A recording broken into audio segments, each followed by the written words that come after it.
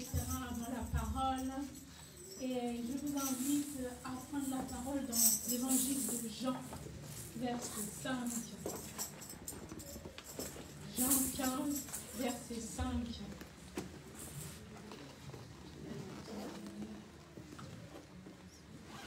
Jean 15, verset 5.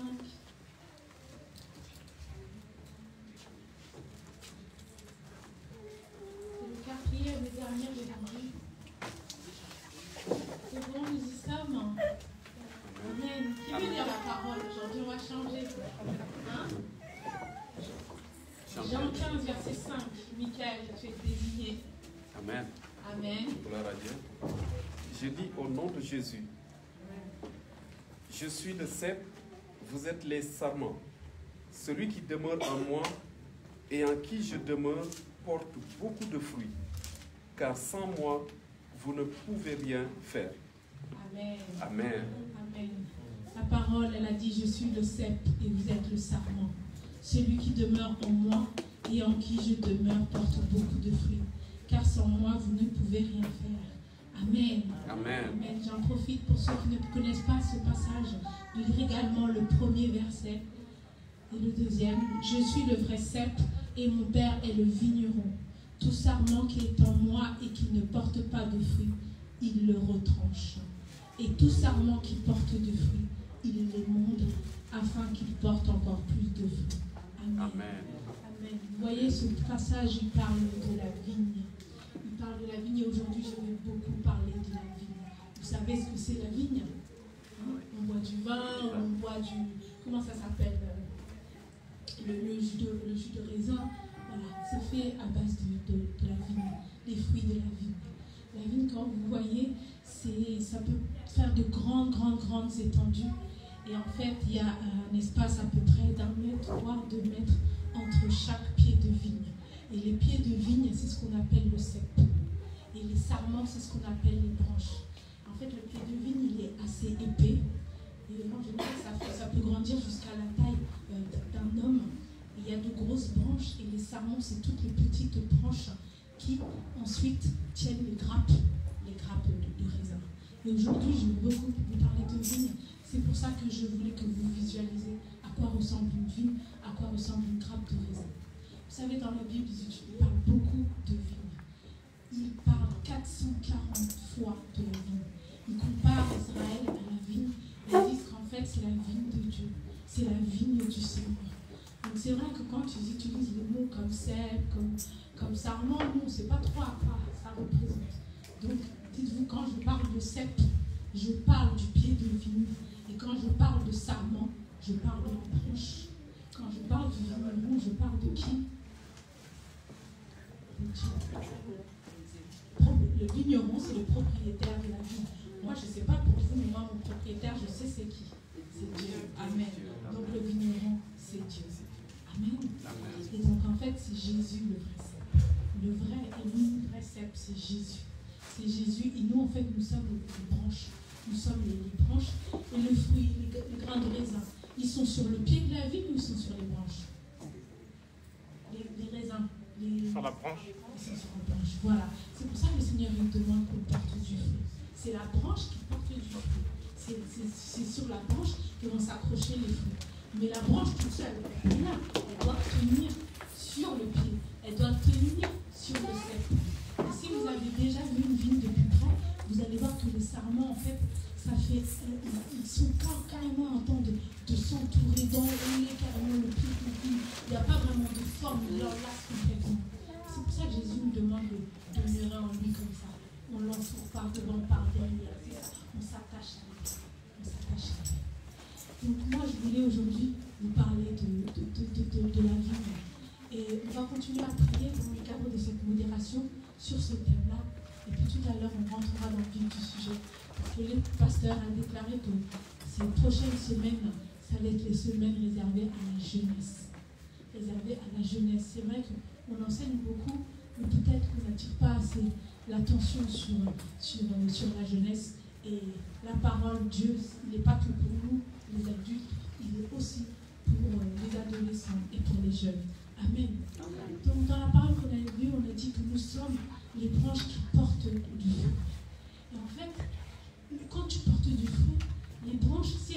du raisin, c'est parce que le pied a donné. C'est parce que le pied a mis le nécessaire. C'est parce que la sève, elle a coulé. Si dans le tronc, il n'y a rien, vous ne pouvez pas avoir de pommes. C'est la même chose pour la vigne. Et en fait, à votre avis, qui pourvoit? Qui donne la vie? Qui fait en sorte qu'il y ait des raisins qui sortent? Si Jésus est le cèpe, c'est qui? Dieu. Donc c'est Jésus qui nous donne la vie. C'est Jésus qui est le pourvoyeur. Dans la parole, vous entendez souvent, on dit Jéhovah Jireh, Jéhovah Jireh. Jéhovah Jireh, ça veut dire celui qui pourvoit. Qui pourvoit, celui qui donne. Nous, on a juste une chose à faire, c'est de demeurer. C'est de demeurer, c'est de rester accroché à ce pied. C'est de rester accroché au cèpe. Et là, on va pouvoir avoir la vie. Amen. Et là, on va pouvoir porter du fruit. On a vu dans la parole que le Seigneur s'attendait à ce qu'on porte du fruit.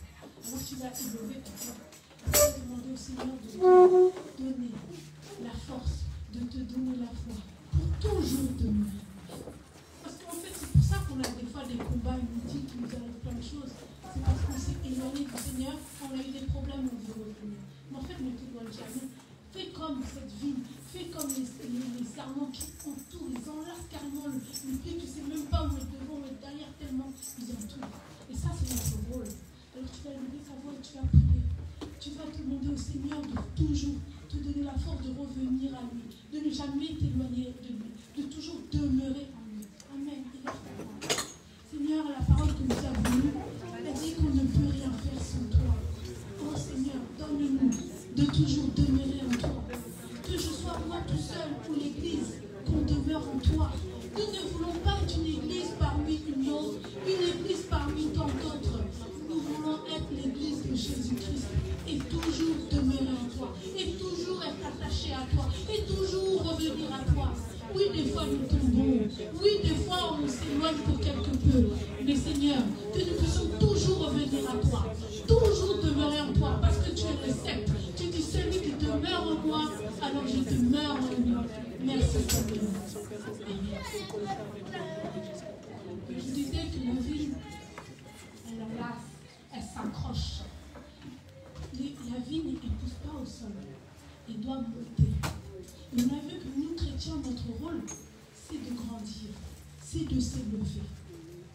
C'est de s'élever. Si on reste toujours au même niveau, c'est pas bon. Tout ce que Dieu a créé a vocation à grandir, a vocation à porter du fruit, a vocation à donner la vie, a vocation à se multiplier. Regardez la nature. Vous voyez, là, je regarde par la fenêtre, je vois un arbuste, je vois un sapin. Le sapin, le Seigneur l'a créé pour qu'il grandisse. Nous aussi, nous faisons partie de la création. Il nous a créés pour qu'on puisse grandir. Pour qu'on puisse grandir. Lui, il ne veut pas qu'on reste toujours au même niveau. Mais pourtant, on voit, il y a des chrétiens. Nous autres, des fois, on reste toujours au même niveau. Si Jésus vient là en 2021, il te trouve un stade. Il revient en 2023, il te trouve encore dans le même stade. C'est pas normal. C'est pas normal. C'est pour ça que des fois, quand on ne grandit pas, on ne s'élève pas, on ne porte pas du fruit. Pourquoi? Parce que Satan, il a jeté à terre certains chrétiens. Il a jeté à terre certains chrétiens. Parce qu'il sait que quand tu es à terre, eh ben, tu ne vas pas porter du fruit. Tu ne vas pas annoncer l'évangile. Tu ne vas pas servir le Seigneur. Tu ne vas pas respecter les rois du royaume. C'est la vérité. C'est la vérité. D'ailleurs, un Philistin, c'est celui qui est à terre. C'est ça que ça veut dire Philistin, celui qui est à terre. Et on sait que les Philistins, ils ne font pas partie du royaume de Dieu. Nous, on doit être le contraire. On doit s'élever. On doit s'élever. Même dans le Nouveau Testament, on dit, nous tous qui avons le visage découvert, nous devons refléter de gloire en gloire l'image de Jésus-Christ. Ça veut dire qu'on doit grandir comme Jésus-Christ, s'élever dans la gloire comme Jésus-Christ. On doit grandir, on doit porter du fruit. Mais pour ça, il ne faut pas te laisser faire. Pour ça, il ne faut pas que le diable te chope et te balance à terre. Amen. Sinon, il ne va rien se passer. La branche de la vigne, quand elle est à terre, et ben ça fait comme un espèce de bois mort, de bois tout sec, de bois tout rigide. Et il n'y a aucun raisin qui vont pousser. Il n'y a aucun raisin qui va pousser. D'ailleurs, là maintenant que j'y pense, le bois, le cèpe, ça représente la croix. C'est pour ça qu'il fait un bâton debout comme ça. Ça représente la croix. Alors tu veux élever la voix, pour que le Seigneur te fortifie, afin que tu ne tombes pas dans les ruses du diable, afin qu'il ne te balance pas à terre, comme il l'a fait pour beaucoup de chrétiens, mais au contraire, que tu puisses grandir, tel que le Seigneur t'attend. Élève la voix dans le nom de Jésus-Christ. Seigneur, nous savons que sans toi, nous ne pouvons rien faire, nous devons demeurer en toi. Le diable n'est là que pour voler, n'est là que pour égorger, n'est là que pour détruire, que pour, Seigneur, fouler aux pieds tes serviteurs et tes enfants. Mais Seigneur, nous avons le visage découvert. Le voile qui s'est déchiré à la croix de Golgotha, de haut jusqu'en bas, nous a libérés et nous a montré la vérité. La vérité, c'est toi. La vérité, c'est toi. Oh Seigneur, que ta vie coule en nous, que ta vie nous fasse élever, que ta vie nous fasse grandir. Nous ne voulons pas chauffer les bancs de l'église des années et des années, tout en restant au même temps. C'est pas ce que j'ai prévu pour moi. C'est pas ce que j'ai prévu pour l'église universelle de Dieu. Nous voulons grandir. Ouvre nos yeux, ouvre nos oreilles. Donne-nous, Seigneur, de grandir, de s'élever, comme toi tu es élevé, Seigneur. Que ta vie coule en nous. Tu es le chemin, la vérité, c'est la vie. Que ta vie coule en nous. Ta vie, Seigneur, nous garde. Ta vie rend notre esprit vivifié. Ta vie, Seigneur, rend nos sens ouverts. Ta vie, Seigneur, apporte la guérison là où il y a la maladie. Ta vie, Seigneur, apporte la réponse là où il y a le doute. Apporte la solution là où il y a l'échec. Oh Seigneur, nous prions pour que Seigneur, tu puisses, Seigneur, continuer à nous donner la vie. Nous voulons porter des fruits. Nous ne voulons pas être de simples partisans. On connaît le Seigneur, on connaît le Seigneur. Non, nous voulons être des disciples, Seigneur, attachés à toi, demeurer en toi, dans le nom puissant de Jésus-Christ. Oh, si quelqu'un manque de force, Seigneur, donne-lui ta force. Si quelqu'un manque, Seigneur, de foi, donne-lui ta foi. Seigneur, si quelqu'un manque de quelque chose, on a dit que tu es Jéhovah Jireh, celui qui pourvoit à tous nos besoins.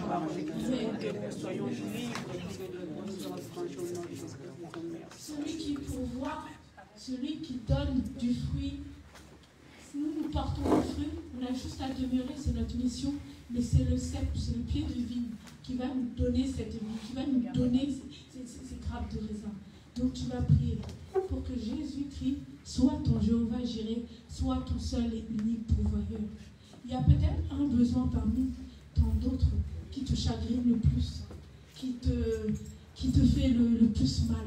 Tu vas prier, tu vas dire Seigneur, je déclare que je suis le sarment, je suis la branche, et toi tu es le pied de vigne. Oh Seigneur, mets la vie dans cette situation. Déclare ton besoin au Seigneur et qu'il pourvoit. Ce n'est pas un homme pour mentir. S'il a dit je suis celui qui pourvoit, je suis le cep. Que le cep pourvoit à ta demande. Que le cep pourvoit à ton besoin. Élève ta voix et demande au Seigneur, dans la situation qui te chagrine le plus, de venir apporter la vie, la solution dans le nom de Jésus-Christ. Seigneur, tu connais toutes les personnes, Seigneur. Tu sais, Seigneur, tu connais nos besoins, Seigneur. Et je sais qu'ils sont multiples, parce que le monde dans lequel nous vivons nous fait avoir de multiples besoins. Et Seigneur, aujourd'hui, penche ton regard sur l'église universelle de Dieu le Père. Ton oreille n'est pas trop courte pour entendre. Ta main n'est pas trop courte pour secourir. Et tends ta main sur ton église. Regarde au cœur, Seigneur, et pourvois que celui qui a besoin de guérison reçoive. Que celui qui a besoin d'une maison reçoive. Que celui qui a besoin de papier reçoive. Que celui qui a besoin d'une direction reçoive. Que celui qui a besoin de multiplier ses dons reçoive. Que celui qui a besoin de finances reçoive. Tu es Jéhovah Jireh, Seigneur. Je ne veux pas prendre le micro pour mentir à ton église. Qu'il reçoive maintenant dans le nom puissant de Jésus-Christ. Ta parole dit, tu mets un chemin dans le désert, un fleuve dans la solitude. Ça veut dire qu'il n'y a aucune situation trop compliquée. Il n'y a aucune situation trop difficile pour toi, Seigneur. Jéhovah Jireh, nous t'invoquons ce dimanche, nous t'invoquons. Tu es au milieu de nous. Viens et pourquoi? Parce que tu es le cep et nous sommes les sarments. Dans le nom de Jésus-Christ. Amen. Amen. Tout à l'heure,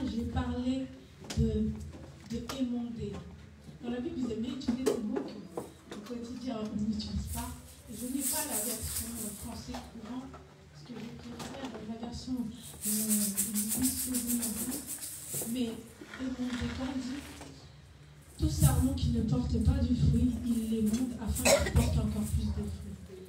Et bien avant de me pencher sur ce verset, dans ma tête, émondé, comme j'imaginais un peu la vigne, un peu comme un rosier et tout, je pensais que c'était le tailler. Mais en fait, c'est pas ça. Émondé, c'est pas tailler. Émondé, ça veut dire laver. Ça veut dire laver avec de l'eau. Amen. C'est ça, émondé. Et ça prouve encore que toute la parole, elle est juste. Et jamais elle ne se contredit. On dit que Jésus-Christ est venu avec le sang et l'eau. Amen. Il dit qu'il est venu avec le sang et l'eau. Et là, ça nous rappelle que c'est comme ça qu'il nous lave avec l'eau. Avec l'eau. Avec l'eau, il te purifie. Avec l'eau, il enlève toute jalousie qui est en toi. Il enlève tout mal, tout mensonge qui est en toi. Il ne te taille pas comme ça en pièces. Non, non, non, le tailler en pièces est réservé pour le diable. Nous, il nous lave, il nous purifie. Et c'est ce que ça veut dire, émondé. Amen. On a besoin d'être lavé. On a besoin d'être purifié par le Seigneur. Amen. Et dans cette parole, on voit bien que ce n'est pas le cèpe qu'on lave, ce n'est pas le pied. Ce sont les sarments. Ce sont les sarments. Ceux qui doivent porter du fruit, c'est eux qu'on lave. Donc c'est nous qui avons besoin d'être lavés. Le Seigneur, il sait dans le monde auquel on vit là, comment on est tenté, comment c'est devenu n'importe quoi. Donc déjà, c'était pas facile avant. Mais je pense que plus on avance, plus c'est compliqué. Amen. Si avant c'était difficile de résister à la tentation, maintenant on n'en parle même pas parce que la tentation est devenue la norme. Le péché est devenu la norme. Tu as quand même de la télé juste 5 minutes, tu vois. C'est devenu n'importe quoi. Tu ne peux même pas mettre un enfant devant la télé. Tous les 5 minutes, tu es obligé de changer. Oula. Il n'y a rien qui va. Il n'y a rien qui va. Amen. Donc c'est ça que ça veut dire. Émonder, ça veut dire laver avec de l'eau, enlever les insectes, enlever les impuretés. Et c'est le rôle de la parole. Amen. Ne vous éloignez pas de la parole. Tous les jours, vous avez besoin de la parole. La parole, ce n'est pas que le dimanche, mais c'est spécialement le dimanche. Amen. Amen. C'est spécialement le dimanche. Et donc la parole de Dieu nous lave, la parole de Dieu nous purifie de toutes les pressions, les tentations de ce monde. Donc tu vas élever la voix. Je sais que tu sais, il y a des sujets où tu as besoin d'être émondé. Il y en a, c'est très clair. Toi, tu sais, tu ne vas pas le dire. Mais toi, tu sais que le Seigneur doit émonder cette partie. Amen. Le Seigneur doit émonder cette partie.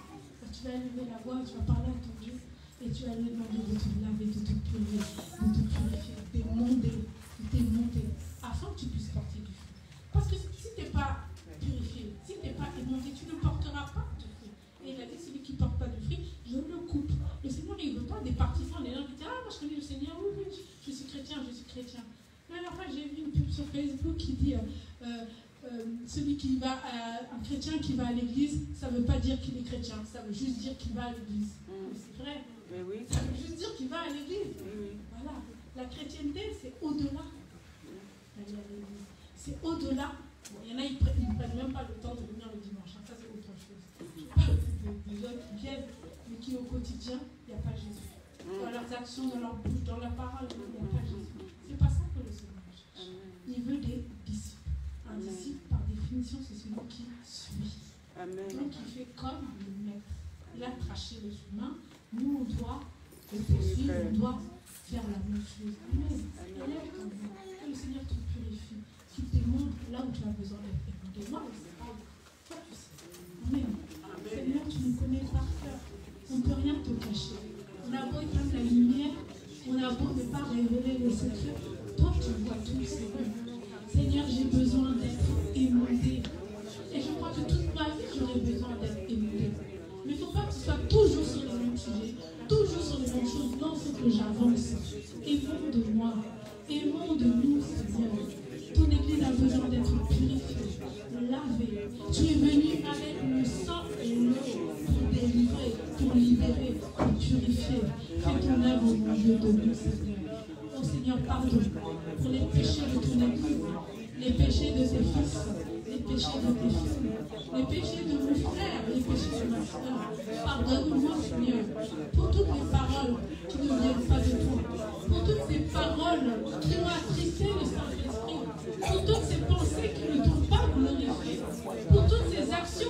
éloigné de toi, qui m'ont caché ta face. Alors que tu me demandes de demeurer, tu me demandes de demeurer pour le serment demeure dans le Saint-Esprit. Oh Seigneur, inonde ton Église encore aujourd'hui. Purifie-la, nettoie-la avec de l'eau, nettoie-la avec de l'eau. Enlève le mensonge, enlève le péché, enlève la jalousie, enlève les désirs vains, Seigneur. Enlève, Seigneur, la convoitise. Enlève, Seigneur, tout ce qui ne vient pas de toi. Dans le nom puissant de Jésus.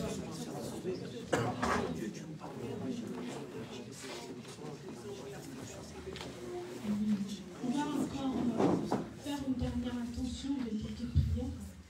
Vous savez, la vigne, eh ben, on ne l'arrose pas que quand il fait chaud. Il y a plein d'arbustes, il y a plein d'arbres, il y a plein de plantes où l'hiver tu fais rien.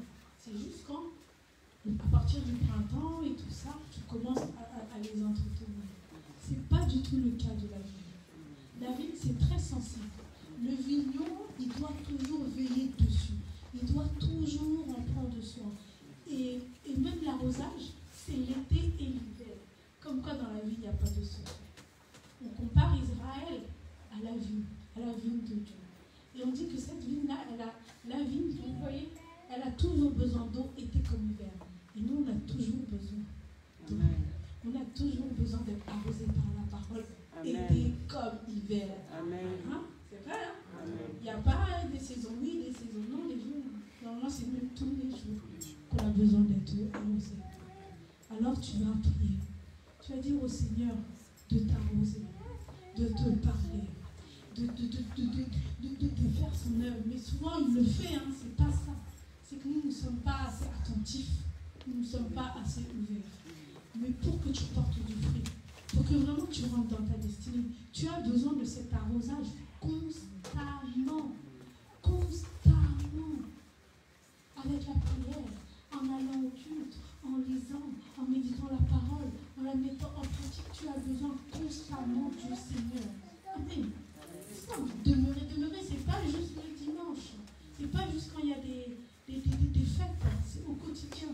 Tu dois créer ta propre relation avec le Seigneur. Amen. Souvent on oublie, on se lève le matin, on a le Seigneur, il est chaud. Il est chaud. Déjà, tu dois choisir entre ça, je dors, ça, je mange. Tu ne vas pas faire les deux le matin. Mais c'est ça. On a besoin du Seigneur constamment. J'en ai parlé dimanche dernier. Dans toutes nos situations, que ce soit des choses petites, des choses grandes, au travail, à l'école, on a besoin du Seigneur tout le temps. Amen.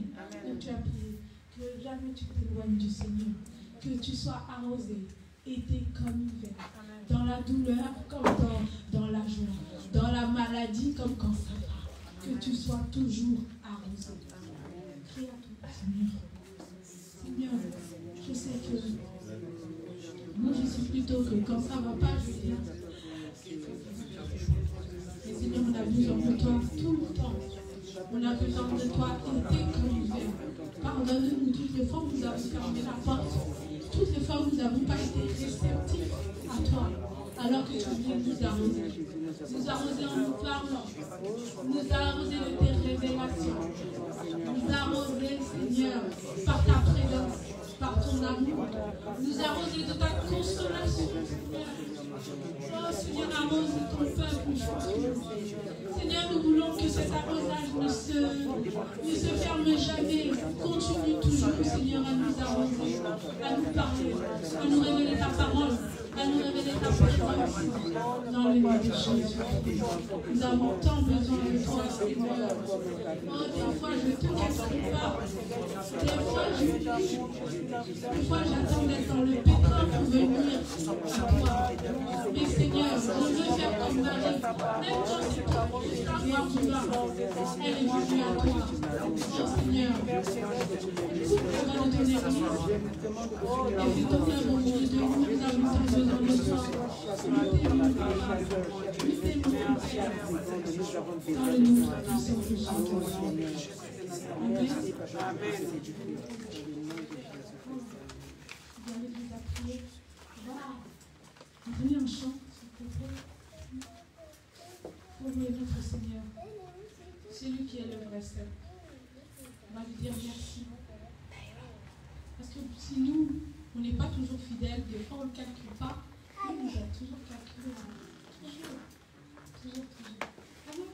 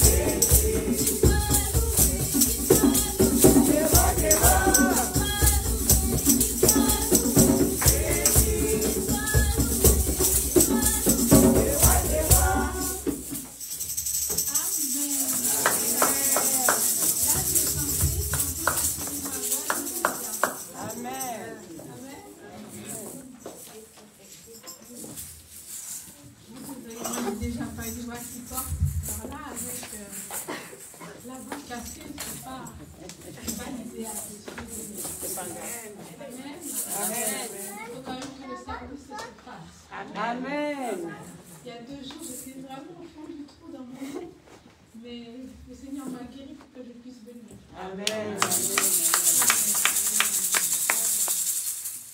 Se remettre en 2 jours d'une rhinosinusite bronchite, C'est pas facile. les 3 en même temps. Ça m'a cloué, mais Dieu est bon. Amen. Le pasteur a dit qu'il s'est fait retoquer par le Saint-Esprit parce qu'il ne parlait pas assez à la jeunesse. C'est-à-dire que les messages ou les prédications n'étaient pas assez parlants pour la jeunesse. Donc ces prochaines semaines, on veut vraiment parler aux jeunes. Qui est jeune ici? Ils sont là. Bah, si vous ne voulez pas la main, je ne suis pas là. Les jeunes, ils sont là. C'est timide, hein? C'est timide.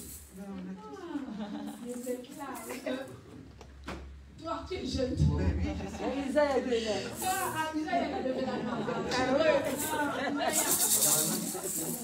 Isaïe est les jeunes. Isaïe.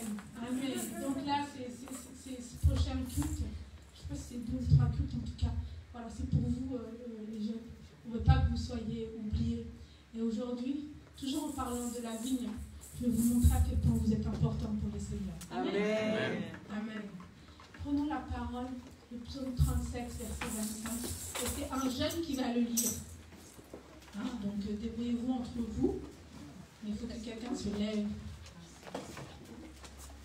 Sinon, je nomme. Donc prenez vos responsabilités, les jeunes. Alors, psaume 37, verset 25. Qui le connaît de fils?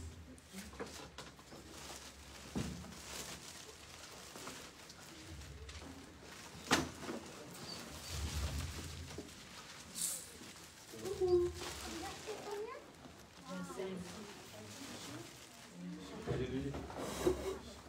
Psaume 37, verset 25. Alléluia. Je lis au nom de Jésus. J'ai été jeune, j'ai vieilli, et je n'ai pas vu le juste être abandonné, ni ses descendants mendier leur corps. Amen. Ça, c'est la version français courant.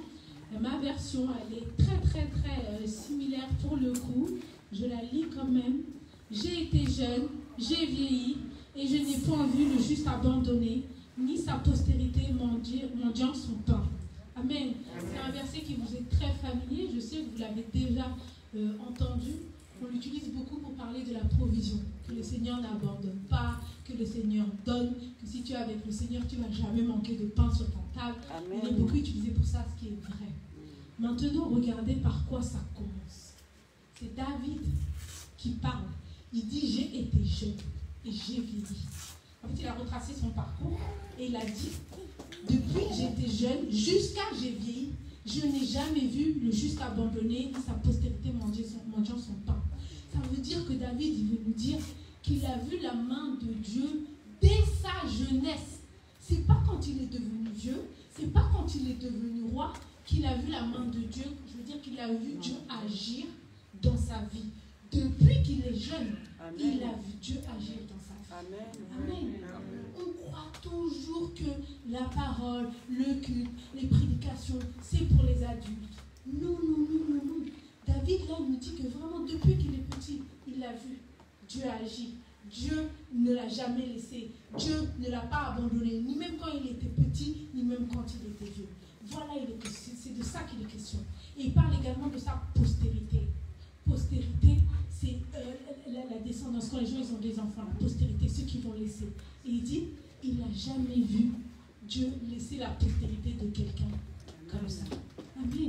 Donc là, il est question de vous, les jeunes. Dieu, c'est pour tout le monde. Je sais que souvent, on est venu à l'église à cause, avec nos parents. Nous, ma mère, elle nous forçait à venir. Elle nous forçait à venir du dimanche et tout. Et puis, tu avais intérêt à les mettre. Hein? Elle nous forçait. Mais c'est plus tard que j'ai vraiment rencontré le Seigneur. Mais je sais que beaucoup d'entre nous, on est venus là, pas parce que on a eu un échec ou quelque chose dans notre vie qui nous a fait venir à Dieu, mais c'est nos parents qui nous ont ramenés à Dieu. Amen. On a refusé ça. Moi, j'ai refusé ça. J'ai fait une école catholique. Il y avait le catéchisme obligatoire. J'ai même redoublé mon cateau. Mais pour vous dire que des fois, c'est tellement forcé, les parents ne s'en rendent pas compte, ils nous forcent tellement que nous, du coup, on n'a pas envie. Mais bon, plus tard, le Seigneur a un plan. Plus tard, je suis venue au Seigneur de moi-même. Amen. J'étais dans quel état? Amen. J'ai eu de gros problèmes là. C'est là que je suis venue au Seigneur en 2012. Mais vous voyez, alors que bien avant, j'aurais pu y aller et j'aurais peut-être connu moins de soucis. Mais comme ça ne venait pas de moi, ça venait de ma mère, c'était pas pareil. Quand ça vient de toi, les choses sont différentes. Et je sais que les jeunes, vous savez de quoi je parle. Quand ça vient de nous, et ben, c'est tout de suite beaucoup plus facile, beaucoup plus digérable. Voilà. Mais c'est ça qu'il dit, David. Il dit qu'il a vu la main de Dieu depuis qu'il est petit, depuis qu'il est jeune, jusqu'à sa vieillesse. On croit toujours que c'est que pour lui. Je vais vous raconter une histoire. Ça doit dater d'il y a, je pense, un peu moins de 2 ans, je dirais 1 an et demi. Il y a 1 an et demi, souvent le Seigneur il me donne des paroles pour les gens de mon entourage. J'appelle, je dis, tu vois, le Seigneur il me dit ça de toi, le Seigneur il te dit, je fais ça. Donc le Seigneur m'avait parlé beaucoup à un moment, mais pour ma mère, pour plusieurs de mes soeurs, donc on était au téléphone et chacun à leur tour disait, le Seigneur te dit ça, le Seigneur te dit ci, tac, tac, tac. Bref, on dit Amen, Amen. Au moment où on veut raccrocher, il y a ma nièce qui prend le téléphone, il dit, mais tata, et moi, qu'est-ce que le Seigneur me dit pour moi? Est-ce qu'il y a une parole pour moi? Et donc, qu'est-ce qu'on a fait? On a tous éclaté de rire et tout. Oh, il y avait une parole. Ben non, j'en ai pas du tout. Tout le monde se moquait, on rigole, tac, tac, tac. C'est pas 2 ou 3 jours plus tard, le Seigneur, il me reprend. Il me dit, toi, la petite, elle te demande une parole, tu rigoles. Et pourquoi je n'aurais pas de parole pour elle? Et pourquoi je n'aurais pas de prophétie pour elle? Tu vas dire à ma fille, ça. Je ne suis pas là pour déclarer les prophéties de gens, donc je garde ça pour moi. Et il m'a vraiment, genre, tu te prends pour qui, toi? C'est toi qui décides la prophétie, elle est pour elle, Pourquoi je n'aurais t'aurais dû me dire, attends, j'ai prié, je regarde vers toi et tout. Non, c'est tous moqués d'elle, je ne suis pas la seule. Il y a moi qui me suis fait reprendre. Mais on était plusieurs à rigoler parce que la petite elle demande aussi la parole. Elle m'a dit, c'est comme ma prophétie, moi, tata et tout. Je suis là, elle est pas et tout. Pourquoi tu me parles, toi? Bref. Il m'a repris. Donc 2 ou 3 jours plus tard, j'appelle ma nièce. Je lui dis, tu fais quoi et tout? Et là, je suis dehors et tout ça. Je lui dis, ouais, je vais te parler et tout. Tu peux aller dans ma chambre et tout ça. Elle va dans sa chambre. Je lui dis, oui, excuse-moi. J'ai présenté mes excuses, j'ai dit excuse-moi parce que c'est vrai, la dernière fois quand j'étais en ligne avec ta mère et mamie et tout ça, tu as demandé une parole pour toi et on s'est moqué de toi et j'ai dit que j'en avais pas et tout, mais le Seigneur m'a dit que non, au contraire, il voulait te parler, il a une parole pour toi, donc est-ce que tu as un cahier? Elle me dit oui, j'ai dit prends ton cahier, tu mets la date et tu écris la prophétie que je te donne et tout. Parce que c'est comme ça qu'on garde toujours les prophéties et tout, il faut les noter, nanani. Et je lui ai dit, voilà. Et sa mère, elle m'appelle quelques jours plus tard, elle me dit, mais qu'est-ce que tu as fait? Qu'est-ce que tu as fait à ma fille? J'ai dit, rien, j'avais un truc pour ma fille. Elle me dit, mais je crois que j'ai jamais vu ma fille aussi heureuse. Ça doit dater, il y a des années que je ne l'ai pas vue dans cet état. Elle était rayonnante, elle était tellement heureuse quand elle était sortie de la chambre et tout ça. J'ai dit Amen. Vous voyez, on méprise le petit. Et le frère Samy a dit la dernière fois, en réalité, l'homme c'est l'esprit, c'est pas l'âge. C'est pas l'âge. Et souvent, les petits, tu vois, on les méprise un peu, enfin, c'était pas du mépris, mais bon, voilà, quoi. Tu vois, mais le Seigneur m'a averti clairement d'arrêter tes trucs là, tu te prends pour qui, quoi. Tu te prends pour qui? Pourquoi je n'aurais pas une parole pour elle? Parce que c'est un enfant. Parce que c'est un enfant. Parce qu'elle est jeune. C'est pas comme ça que ça marche. Amen. Et ça, c'est pour vous dire que Dieu, il est pour tout le monde. Amen. Vous êtes là, vous les jeunes, vous êtes là, vous dites, voilà, on vient parce qu'il y a les parents, là, non. Mais non, la part, elle est aussi pour vous et vous avez pris la bonne part en étant là. Amen. Amen. Amen. Amen. Dieu a quelque chose pour vous. La destinée, elle ne se travaille pas une fois qu'on a 30 ans, elle ne se travaille pas une fois qu'on est marié. En vérité, tout se passe bien avant. Amen. Et c'est une véritable chance. Je vous le dis clairement, c'est bizarre que moi je dis ça, mais c'est une véritable chance d'être immergé, d'être plongé dans le Seigneur en étant jeune. Amen. Moi, si j'avais rencontré le Seigneur bien avant, il y a plein de choses qui ne me seraient pas arrivées, je suis sûre. Amen. Il y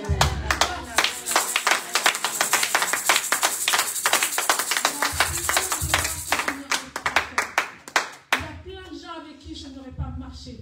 Il y a plein de gens avec qui je ne serais pas sortie. Il y a plein de choses que je n'aurais pas faites. Mais pourtant, je ne peux pas dire qu'il n'avait pas frappé à ma porte, qu'on ne m'avait pas plongé dedans, mais c'était juste comme ça venait pas de moi, c'était de force, et bien ça ne m'intéressait pas. Ça ne m'intéressait pas. Mais de toute façon, ce n'est pas perdu. C'est pour ça que la parole dit, enseigne l'enfant la voie qu'il doit suivre, comme ça quand il sera vieux, il ne s'en éloigneront pas. Oui, quand ma mère m'a amené, j'ai fait tout ce que je ne voulais pas. Elle me sortait, je ne voulais pas. Mais aujourd'hui, maintenant que j'approche de mes 40 ans, je sais que c'est ma mère qui m'a envoyé le Seigneur dès le début. Amen. Qu'elle n'a pas été comme un parent qui ne voulait pas, au contraire, que je rencontre le Seigneur, qui me mettait dans les choses du mal. Non. Elle a fait sa part. Amen. Elle a fait sa part. Amen. C'est moi qui ai refusé. C'est moi qui ai payé les conséquences. C'est moi. Donc, voilà, ne négligez pas ça.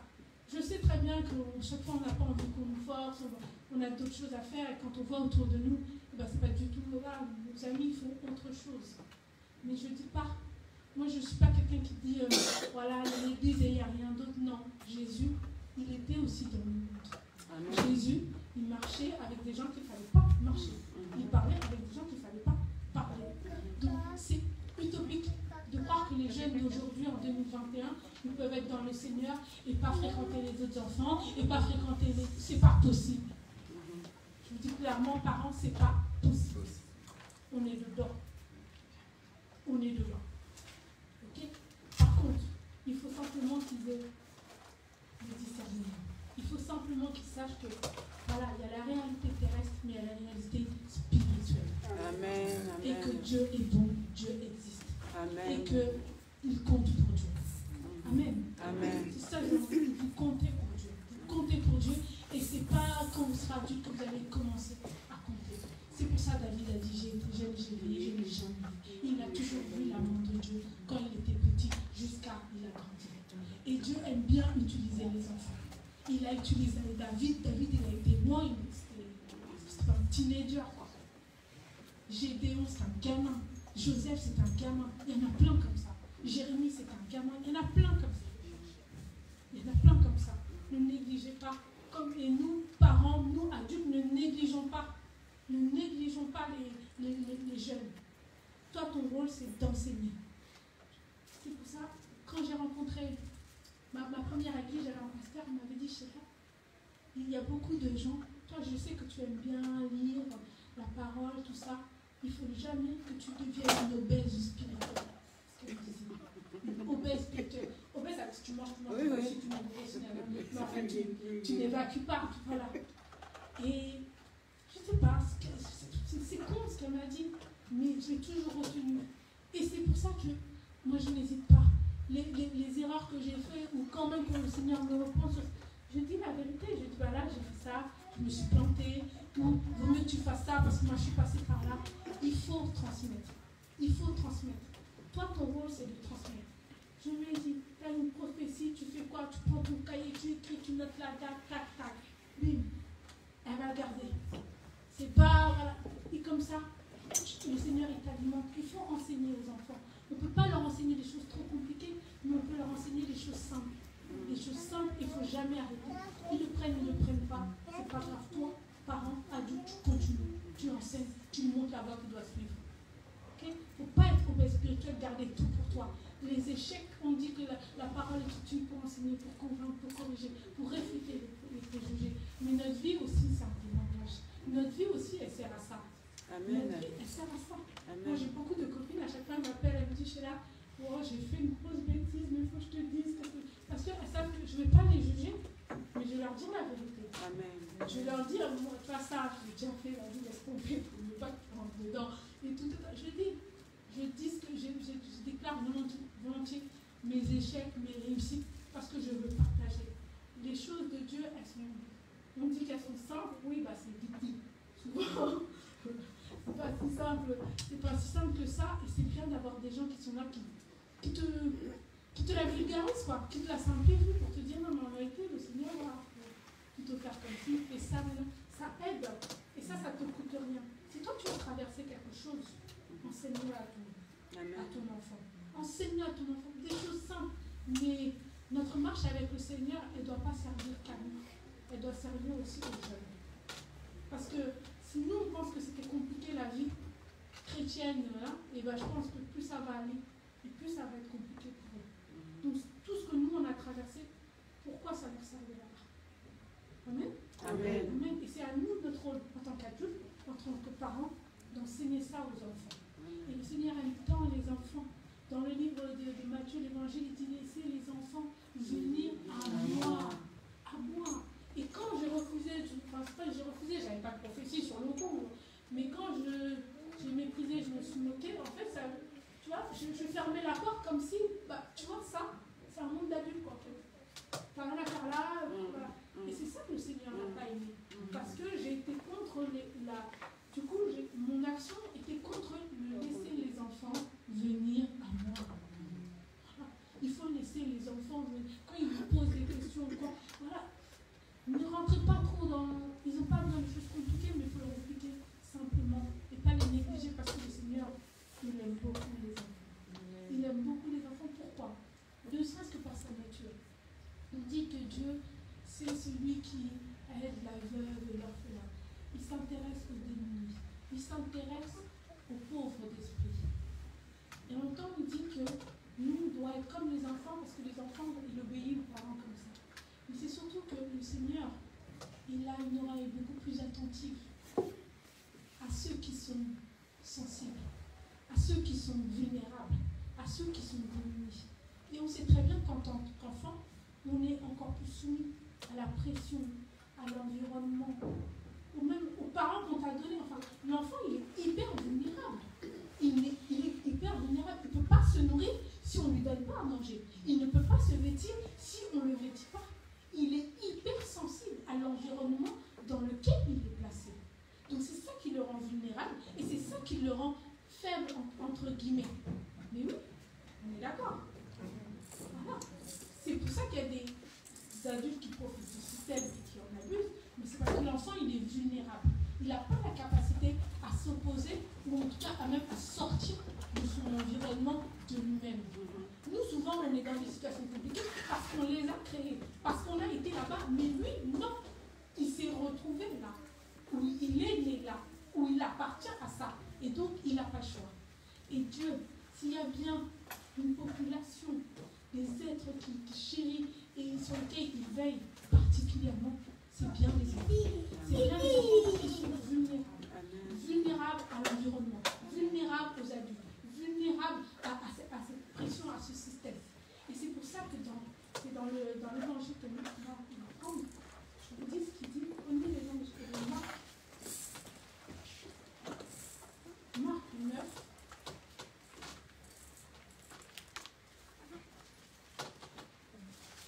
Qu'est-ce qu'il fait? Marc 9, verset 42.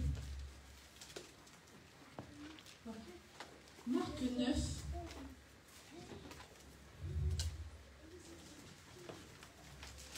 Verset 42. Le titre, moi, dans mon passage, c'est Avertissement contre les occasions de chute. Marc 9, verset 42. Mais si quelqu'un scandalisait un de ces petits qui croient, il vaudrait mieux pour lui qu'on lui mette au cou une grosse meule de main et qu'on le jette dans la mer. Là, il parle des enfants. Il parle des enfants. Il parle de ceux qui scandalisent les petits. Ceux par qui viennent le scandale. Ceux qui font du n'importe quoi aux enfants. Il dit, toi qui fais du mal à un seul de ces petits, il vaut mieux pourtant qu'on te mette autour du cou la meule, ça pèse beaucoup, et qu'on te jette au fond de la mer. C'est-à-dire, il vaut mieux que tu périsses maintenant que de scandaliser les enfants. vaut mieux que tu périsses maintenant. Amen. Tu voulais le lire? Tu voulais le lire, tu le lis, hein? Amen. Vous voyez, ça c'est la sanction pour le Seigneur quand les gens scandalisent les enfants. Pour te dire qu'il veille sur eux. Et nous, adultes, on n'a qu'à bien se tenir. Moi, juste le fait d'avoir rigolé, je me suis fait reprendre. Vous voyez? Alors je ne parle pas de ceux qui scandalisent les petits. Le Seigneur vient au secours des enfants. Le Seigneur, il nous dit dans sa parole que c'est sa puissance s'accomplit dans notre faiblesse. Là où tu es faible, c'est là où il va te fortifier. Un enfant est faible un peu par définition dans son environnement. Et c'est là que le Seigneur vient à son secours. Dieu est très attentif aux enfants. Amen. Et en parlant de vigne, j'ai un message pour vous, les jeunes. Si on peut prendre le premier livre, 3, verset 22. Le Seigneur est très très attentif aux enfants. Vous savez, là je suis en train de penser à Agar et Ismaël. Agar, elle a fait du sale. Si on peut appeler ça, à Sarah. Sarah et Abraham ne pouvaient pas avoir d'enfants. Sarah a demandé à Abraham d'aller vers sa servante Agar. Et je suppose que si elle demandait ça, c'est qu'elle avait une confiance totale à sa servante. Et qu'ils s'entendaient très très bien. Pour que tu dis que tu vas porter l'enfant à ma place, qui sera mon héritier. Mais quand l'enfant est venu, Agar a commencé à le mépriser. Sarah a commencé à mépriser Agar, à lui parler mal, à lui faire comprendre que vraiment, en fait, c'est toi qui n'es rien. C'est moi qui ai l'héritier. L'héritier qui est sorti de mon sein. Et elle a demandé à Abraham de chasser l'enfant et la servante. Abraham a obéi. Agar, elle a abusé parce qu'elle a été méprisante. Parce qu'elle n'a pas respecté son rôle d'esclave, son rôle de servante. Mais quand elle a crié à Dieu, moi je crois que le cri que Dieu a entendu, ce n'est pas le cri d'Agar. Ce n'est pas le cri d'Agar. C'est le cri d'Ismaël. Ismaël, c'est l'enfant d'Abraham. Donc c'est la postérité dont parlait tout à l'heure David.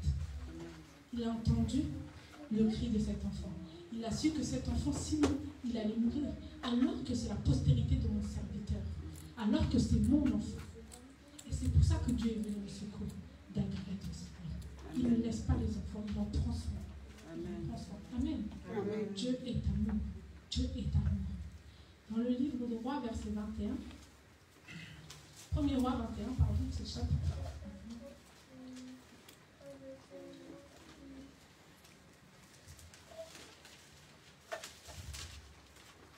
Si on se comparait à la vigne, j'ai dit, parler de la vigne, je ne vais pas tout lire.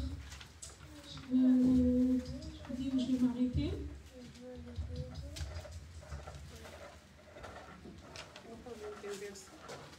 Voilà, je vais m'arrêter au verset 7. Je le lis. 1 Roi, chapitre 21, du premier verset au verset 7. La vigne de Naboth, conduite criminelle, c'est le titre que j'ai dans ma Bible. Après ces choses, voici ce qui arriva à Naboth de Jizréel, qui avait une vigne à Jizréel à côté du palais d'Achab, roi de Samarie. Et Akab parla ainsi à Naboth: cède-moi ta vigne pour que j'en fasse un jardin potager, car elle est tout près de ma maison. Je te donnerai à la place une vigne meilleure, ou si cela te convient, je te paierai la valeur en argent. Mais Naboth répondit à Akab: que l'Éternel me garde de te donner l'héritage de mes pères. Akab rentra dans sa maison, triste et irrité, à cause de cette parole que lui avait dite Naboth de Jizréel: je ne te donnerai pas l'héritage de mes pères. Et il se coucha sur son lit, détourna le visage et ne mangea rien. Jézabel, sa femme, va auprès de lui et lui dit: pourquoi as-tu l'esprit triste et ne manges point? Il répondit: j'ai parlé à Naboth de Jizréel et je lui ai dit: cède-moi ta vigne pour de l'argent, ou si tu veux, je te donnerai une autre vigne à la place. Mais il a dit: je ne te donnerai pas ma vigne. Alors Jézabel, sa femme, lui dit: est-ce bien toi maintenant qui exerces la souveraineté sur Israël?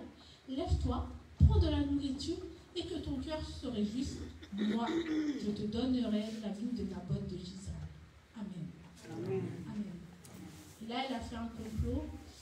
Je vais peut-être parler du complot dont je le lis. Elle poursuit. Lève-toi, prends de la nourriture et que ton cœur se réjouisse. Moi, je te donnerai la vigne de Naboth de Jezreel. Et elle écrivit au nom d'Achab des lettres qu'elle scella du sceau d'Achab et qu'elle envoya aux anciens et aux magistrats qui habitaient avec Naboth dans sa ville. Voici ce qu'elle écrivit dans ces lettres. Publiez un jeûne, placez Naboth à la tête du peuple et mettez en face de lui 2 méchants hommes qui déposeront ainsi contre lui. Tu as maudit Dieu et le roi, puis mettez-le dehors, lapidez-le et qu'il meure. Amen. Amen. Amen. Donc là, on est dans le livre des rois. Le livre des rois, c'est une succession en fait, d'histoires qui racontent les rois qui se sont succédés à Juda et en Israël. Là, il s'agit du roi Akab. Akab, c'était un roi qui était vraiment méchant. Lui, tout ce qui était de Dieu, ce n'était pas son problème. Et surtout, il avait une femme, Jézabel, qui était vraiment une sorcière, qui vraiment... elle était avec les Baals et compagnie. Et ils ont fait beaucoup de mal au peuple de Dieu.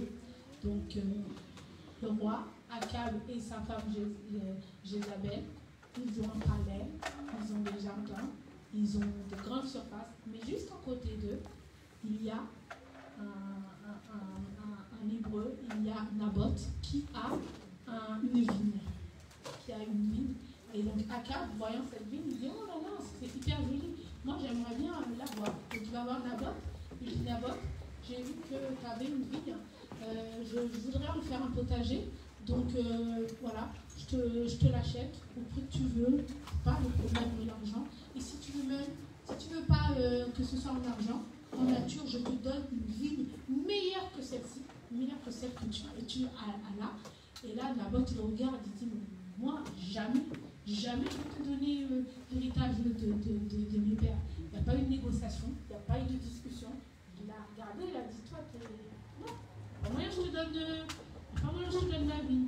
Puis il rentre, mange pas, il est triste. Sa femme, la sorcière, je peux dire ça.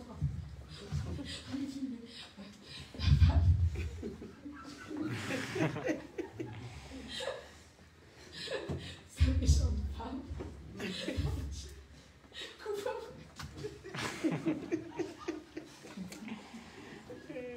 Le pasteur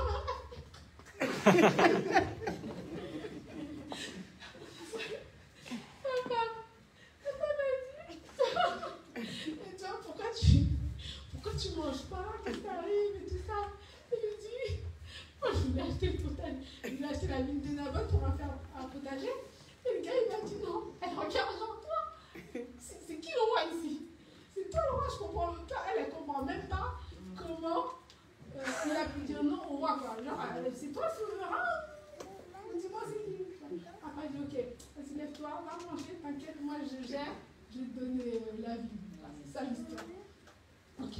Alors en fait, ce qu'on doit retenir de ça, comme je l'ai dit que dans la Bible, 440 fois on a comparé le peuple de Dieu, le peuple d'Israël à la vigne.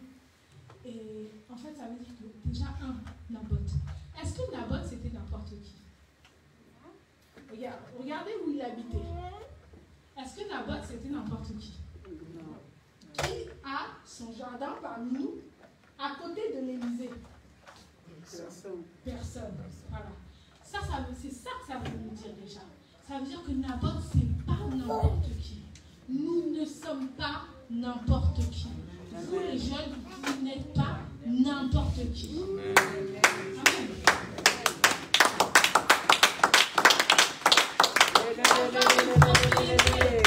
Collé à côté de celle du roi, tu ne peux pas être n'importe qui. Pour avoir une propriété comme ça, il veut en faire un potager, c'est que c'est en mode chez lui, quoi. C'est là. Ça veut dire que Naboth n'était pas n'importe qui. Et souvent, nous, on se sous-estime. En tant que jeunes, on se sous-estime encore plus parce qu'on n'est pas forcément mis en avant. On n'est pas forcément, les jeunes, ils ne sont pas forcément mis en avant. Même si on est mis en avant avec sa fonction de travail, on est mis en avant dans le ministère parce qu'on passe sur la chair. Mais les jeunes, on n'est pas mis en avant. Donc on pense souvent qu'on est n'importe qui. On n'est pas n'importe qui. Naboth n'était pas n'importe qui. Sinon, il n'aurait pas sa vie collée au palais présidentiel. Pour habiter dans le 16e, pour être collé comme ça, non. C'était pas n'importe qui. Et nous non plus, nous ne sommes pas n'importe qui. Qu'est-ce que dit la parole de nous? La parole est dit dans le premier livre, 1 Pierre 2, verset 9, elle nous dit que nous, vous au contraire, ça veut dire contrairement aux autres, vous êtes une race élue, un sacerdoce royal, une nation sainte, un peuple acquis. Une race élue, quand on parle d'élu, ça veut dire qu'il y a une élection. Quelqu'un qui est élu, ça veut dire qu'il y avait le choix. Il y avait plein d'autres personnes possibles, mais toi, on t'a élu. Toi, on t'a sélectionné. Et nous, on nous a élus. Nous ne sommes pas n'importe qui. Nous sommes une race élue. Un sacerdoce royal. Ça veut dire qu'on fait partie de la royauté. Amen. On fait partie de la royauté. Amen. Amen. C'est pour ça qu'on dit Jésus, c'est le roi de rois. Le roi de qui? C'est qui le roi? C'est nous. Le roi des rois. Le roi des rois, c'est ça que ça veut dire. Ça veut dire que quand on dit Jésus, le roi des rois, on croit que Jésus est roi, nous on n'est rien. Non, c'est le roi des rois, donc le roi de nous. Nous qui avons un sacerdoce royal. Une nation sainte. Sainte, ça veut dire vraiment qu'on est à part. On est sanctifié. On n'est pas comme les autres. On n'est pas corrompu. Parce qu'à la croix, il nous a rachetés. Amen. Un peuple acquis. Un peuple acquis, ça veut dire quoi? Ça veut dire que il a dû nous acquérir. Il a dû payer. C'est pour ça qu'on dit qu'il a tout accompli à la croix. Et le livre d'Isaïe raconte très bien ça, quand il dit je donne l'Égypte pour ta rançon, je donne l'Éthiopie, Saba à ta place. Ça veut dire qu'il a dû donner beaucoup de choses pour pouvoir nous acquérir, pour qu'on soit son peuple acquis. Et à chaque fois qu'on parle d'acquisition, on voit que quand on parle de Saba, de l'Égypte, de l'Éthiopie, c'est à l'époque vraiment les royaumes les plus riches, là où il y a les plus grandes armées, là où il y a le plus d'or, là où il y a le plus de myrrhe, là où il y a le plus de pierres précieuses. Vous voyez? Et il a donné tout ça pour nous acquérir. Donc Naboth n'était pas n'importe qui, et nous ne sommes pas n'importe qui. On change, je sais qui je suis, en fait, on ne sait pas. On n'est pas n'importe qui. Et souvent, on oublie ça. On oublie ça parce que comme on est confronté aux choses comme les gens, on croit qu'on fait partie des gens. Normal. Mais on n'est pas les gens. On ne fait pas partie des gens. Amen. Nous sommes différentes. Mardoché, toi qui t'entends, tu es différent. Tu es différent. Nous sommes différents. Nous ne sommes pas n'importe qui. Il y a quelque chose qui est en toi que personne n'a. Plusieurs mêmes choses qui sont en toi que personne n'a. On a beau chercher partout, on ne trouvera jamais. Le Seigneur a forcément mis en nous des dons, des capacités, des choses qui ne sont peut-être pas encore révélées maintenant, parce qu'on ne les a pas cherchées, parce qu'on est le Seigneur, en général. Hein? Si le Seigneur ne pousse pas, bah, on ne travaille pas sur nos dons, on laisse comme ça. On attend que ça se passe. Hein? C'est ça, on n'a pas que les autres fassent. Mais il a tout mis. Tu es spécial. Je suis spécial. Je suis spécial. Amen. Amen. J'ai des particularités, des dons que personne n'a. Mais le problème, c'est que nous, on ignore qu'on a une ligne spéciale. On ne s'en rend pas compte, mais le diable, il s'en rend compte. Ce que tu as suscite l'envie des autres. C'est vrai. C'est vrai. Souvent, mon ami, elle me jalouse. Toi, je te dis, mais tu jalouses de quoi? Moi, quand je regarde ma vie, franchement, tu vois. Mais les gens, ils te jalousent. Et le diable, il est là que pour dérober, égorger et détruire. Toi, tu n'as pas remarqué que tu avais ta vie. Lui, Naboth, il n'avait peut-être même pas remarqué qu'il avait une vie spéciale. Mais Akab, il a remarqué. Akab, ça a suscité l'envie. Il a regardé chez lui, il a vu que même s'il avait le plus grand palais, il avait des surfaces plus grandes, cette ville-là, elle était différente. Et c'est pour ça qu'il la voulait. Parce qu'il a vu que ce n'était pas comme les autres. Et en plus, il dit, de toute façon, soit si tu ne veux pas de l'argent, eh ben, je te donnerai une meilleure vie. Mais va chercher la meilleure vie. Qu'est-ce que tu viens de me voir? S'il y a meilleur, va chercher la meilleure vie. Mais en fait, ce que ça veut dire, c'est que les propositions viendront. Les propositions dans ta vie viendront. Amen. On viendra te demander de te compromettre. Amen. Si ce n'est pas aujourd'hui, c'est demain, et ça viendra sûr à 100%. Amen. On viendra avec des offres alléchantes. On viendra avec des offres qui, sur le papier, en fait, sur le papier, c'est bon. Hein. Là, il lui a dit, il n'a même pas posé de limite de prix. Il a dit, je te donne de l'argent, je te donne la meilleure prix. Donne-moi le prix, ton prix sera le mien et tout. Donc, quand tu regardes, ça peut valoir le coup. Et les propositions du diable ont toujours l'air de valoir le coup, parce qu'il n'est pas stupide. Donc, il fait des propositions qui valent le coup. Quand, dans le désert, il est parti voir Jésus, il lui a dit, si tu m'adores, je te donnerai tous les royaumes, en lui montrant tous les royaumes. Tu te dis, bah, j'adore, ça prend combien de temps? Je pense 5 minutes. Je t'adore, 5 minutes et tout ça, je me prosterne et c'est réglé, et tu me donnes tous les royaumes. En fait, ça peut valoir le coup quand tu regardes comme ça sur le papier. Mais le diable est un menteur. Il a dit, je te donnerai tous les royaumes. Ça veut dire que là, il deviendra le roi de tous les royaumes de la terre. Il deviendra le roi des rois. Mais Jésus a refusé. Pourtant, c'est pas Jésus le roi. Amen. Donc, le diable est un menteur. Les compromis viendront. Les mamans, nous, qui avons fait l'intercession, vous avez dit la dernière fois comment le diable a essayé de me compromettre quand j'étais plus jeune. Je ne sais pas si vous vous en souvenez à l'intercession. J'étais jeune, j'habitais dans Paris, j'avais mon appart, je galérais un peu financièrement, enfin comme nous les jeunes, quoi. Parce qu'il faut en même temps s'amuser, mais en même temps payer le loyer. C'était un peu compliqué et tout. Et un jour, je suis dans le métro, comme ça, je ne connaissais pas le Seigneur, hein. J'ai pu avoir 22 ans et tout. Et il y a un homme qui vient me voir, en privé. Il vient me voir, il me dit Madame, je vous ai vu, je vous regarde depuis tout à l'heure. Et il y a quelque chose en vous qui me plaît. Il y a quelque chose en vous qui est spécial. Ne vous offusquez pas, je veux vous faire une demande. Il ne faut pas vous fâcher. Voilà, ça peut être intéressant pour vous. Vous savez, il y a un hôtel là à côté. Je vous donne 1 000 euros. 1 000 euros cash tout de suite. Je veux aller avec vous. Je veux qu'on couche ensemble. Je veux aller avec vous. J'ai 1 000 euros là tout de suite. C'est juste une fois. Voilà, je me sens attirée par vous. Il y a quelque chose en vous. Et bien sûr, j'ai refusé. Je vais demander de le voir ailleurs si j'y étais. Mais ça m'a peiné. À l'époque, je ne connaissais pas le Seigneur, mais ça m'a beaucoup peiné. Parce que j'étais étudiante, j'avais des problèmes d'argent, je n'étais pas très bien. Et je me dis, si moi, là, j'ai pu refuser, je sais que d'autres jeunes vont accepter. Il suffit que tu sois sous le coup de tu vas devoir rendre ton appartement, tu as les huissiers, ou ta scolarité, tu dois la payer la semaine prochaine, il n'a pas rien. Enfin, je me suis dit, mais c'est ouf, quoi. Les gens, ce sont des malades. Cette proposition, il me l'a fait à moi. Moi, je peux refuser. Mais il y en a qui ne pourront pas refuser. Et puis, à l'époque, je ne connaissais pas le Seigneur. Maintenant, je sais très bien ce qu'en fait qu'il voulait. Je sais très bien ce qu'il voulait me prendre maintenant, avec le recul. Il a vu la lumière en moi. Il a vu Dieu en moi. Il a vu que j'étais une étoile. Il a vu que j'étais une étoile. Il a vu que j'étais pas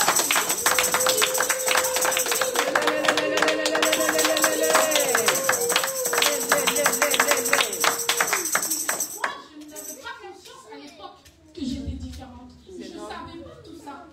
Et beaucoup, on ne sait pas. On ne sait pas.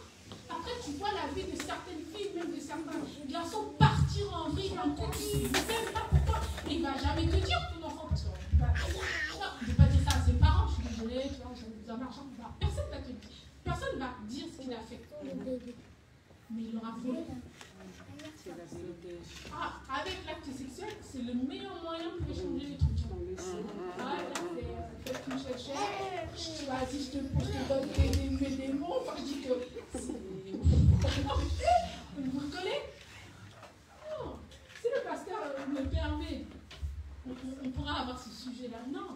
sexualité, il n'y a rien de pire pour vraiment que le Seigneur te vole. Avec la fréquentation, tu traînes avec des gens pas bien, oui, les mauvaises habitudes comme les mœurs, oui, mais le rapport sexuel, vous ne faites qu'un. Vous êtes liés. Ah, c'est ça qu'il voulait. C'est ça qu'il voulait. Et à l'époque, je ne savais pas. Donc, nous ne sommes pas n'importe qui. On a des choses en nous. Nous, on n'en a pas conscience parce que, voilà, on rencontre le Seigneur quand vraiment on veut. Hein. Pas quoi, les parents le désir. Mais voilà, c'est ça qu'il voulait me voler. Il voulait me voler ma vie. Il voulait me voler ce don particulier que le Seigneur a mis en moi, cette lumière, cette étoile, ce diamant brut que je représente. Donc vous les jeunes, faites attention parce que les compromis viendront. Les propositions viendront forcément. Elles sont déguisées, elles viendront forcément.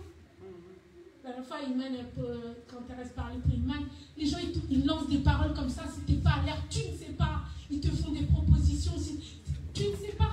Et là, c'est parce que je n'étais pas en galère, mais des fois, on est vraiment en galère, on bat 1000 euros. Et puis là, 1000 euros, ça vaut moins. À l'époque, déjà, ça valait plus. Hein. Voilà. Et puis, tu ne vas jamais dire ça à tes parents, tu ne vas jamais dire ce que tu as fait. C'est juste ta vie, elle sera foutue en l'air comme ça et tu ne savais pas. Donc, faites attention. Le diable veut que voler. Il veut que détruire notre destinée. Il veut que corrompre ce que le Seigneur a mis en nous. Et sur le papier, ça a l'air toujours bien. Sur le papier, ça a l'air toujours bien. Sur le papier, tu ne vois pas que c'est une arnaque. C'est une arnaque. Ta vie n'est pas n'importe quoi. Ce que le Seigneur t'a donné, la jeunesse, ce que le Seigneur vous a donné, c'est pas remplaçable. C'est pour ça que Naboth a dit non. Même si on lui donne une vigne, la vigne qu'il a là, une fois qu'il l'a donnée, elle ne va pas être remplacée. Ton héritage, c'est à toi, ça a plu comme ça, c'est passé de père en fils, de père en fils. Même si on te donne autre chose, ce sera autre chose, mais ce ne sera jamais ton héritage. C'est irrécupérable. Le don que le Seigneur t'a donné, même si on te donne de l'argent pour remplacer, qui peut te le recréer? Qui peut te dire, ok, je te donne la même chose, je te le remplace? Personne. C'est pas possible. Cette chose spéciale, que ce soit ta famille, que ce soit ton mari, que ce soit ta femme, que ce soit tes dons, ton ministère, personne ne peut le remplacer. Personne. On peut te donner des simulations, des simulacres, mais ce ne sera jamais la même chose. Amen. Soyons hyper attentifs. Ce que le Seigneur t'a donné est précieux. Il a de la valeur. Nous, on n'en a pas conscience parce qu'au quotidien, on ne l'utilise pas forcément.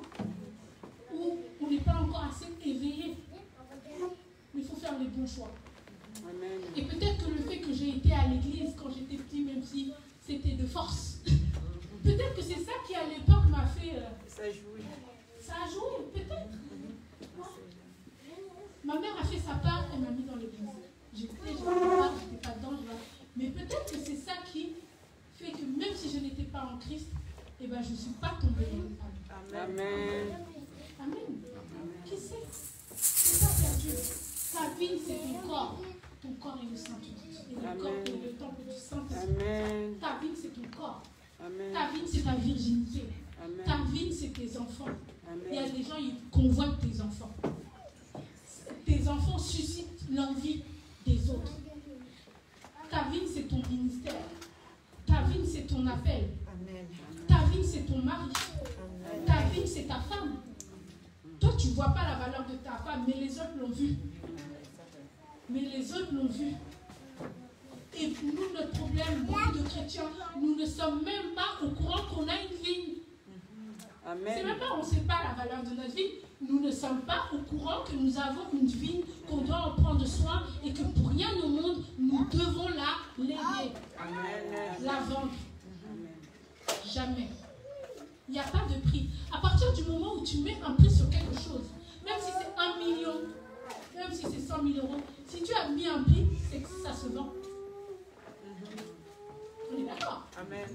Même si c'est très cher, à partir du moment où on négocie le prix, À partir du moment où tu es capable de fixer un prix, c'est que c'est de la marchandise et que ça se vend. Nous ne sommes pas de la marchandise. Amen. Le peuple de Dieu n'est pas de la marchandise. Amen. Amen. Dis à ton voisin, je ne suis pas une marchandise. On ne mettra jamais un prix sur moi. Jamais. C'est pas 1 000 euros, c'est pas 100 000. On ne mettra jamais un prix pour m'avoir. Amen. J'appartiens au Seigneur Jésus. Ma vie n'a pas de prix.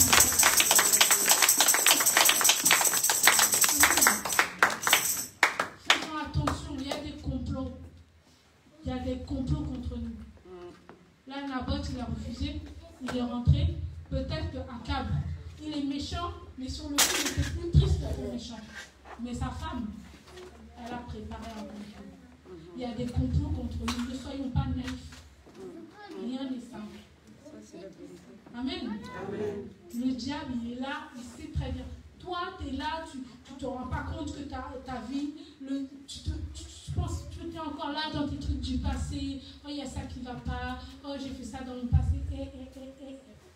Passons à autre chose. Amen. Le diable, il s'en fout de ton passé. Dieu, il s'en fout de ton passé. Il n'y a que nous qui sommes encore là-bas. Le diable, il fait exprès de te rappeler ton passé, comme ça tu restes là-bas. Tu n'es pas alerte, tu n'es pas vigilant, assis présent. Amen. Amen. Soyons attentifs. Ne soyons pas naïfs. Les compromis viendront. Les compromis viendront. Les propositions viendront. Tôt ou tard. Dans un mariage, il y a toujours quelqu'un qui va essayer de s'immiscer. Vous allez voir, il y a toujours quelqu'un qui va essayer de s'immiscer. Il faut qu'on marche avec les bonnes personnes. Amen. Regardez, Akab a été conseillé par qui? La parole est très claire. C'est dans le psaume 1. Heureux celui qui ne marche pas selon les conseils des méchants, qui ne s'arrête pas sur la voie du pécheur et qui ne s'assied pas en compagnie des méchants. Donc, on ne doit pas être avec les pécheurs, avec les méchants et les moqueurs. Les moqueurs, c'est ceux qui parlent beaucoup, ceux qui parlent négatif. Les pécheurs, c'est ceux qui ne font pas du tout. Voilà. Les choses demandées par le Seigneur, et les méchants, c'est ceux qui te proposent de faire le mal. On ne doit pas marcher avec ces gens-là. Le caractère. Il a choisi une femme qui avait tout ça en même temps. Méfiez-vous. Des gens qui vous rappellent votre position, parce que là, il vous rappelle sa position. Mais toi, t'es roi ou quoi? Des gens qui te rappellent ta position, mais pour que tu fasses du mal, ou pour que tu fasses des choses qui sont contre le Seigneur. Méfiez-vous. On est dans le monde jeunesse, on a des amis qui ne sont pas de la même croyance que nous. Voilà. Mais ça ne veut pas dire qu'on doit aller dans tous leurs trucs, qu'on doit se mélanger dans tous leurs trucs. On ne doit pas faire ça. Et que le diable connaît, il sait que tu viens d'une famille chrétienne. Donc tu peux dire que tu ne l'oublies pas. Non, ça c'est la vérité. Toi, tu es là. Tu t'es levé, tu es là. Seigneur, je t'adore maintenant. Et après, il ne va pas te louper. Il ne va pas te louper parce qu'il est contre ta famille. Contre toi. Et il veut voler ce que Dieu a mis en toi. Donc il ne va pas te louper. Donc nous, on est plus sévèrement punis. On est chrétiens quand on fait des trucs comme ça. Et c'est pour ça qu'il faut vraiment qu'on se recommande au Seigneur. On y recommande au Seigneur dans toutes tes voies. Dans tout. Dans tout.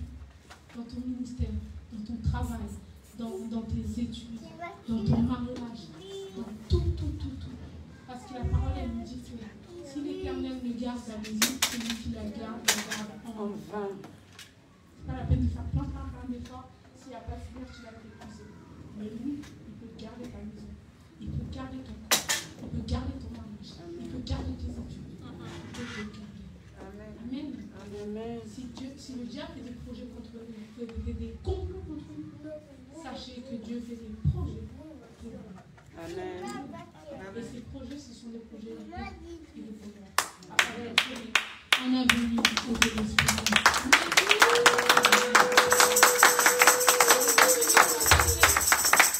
Voilà la parole que j'avais pour vous aujourd'hui.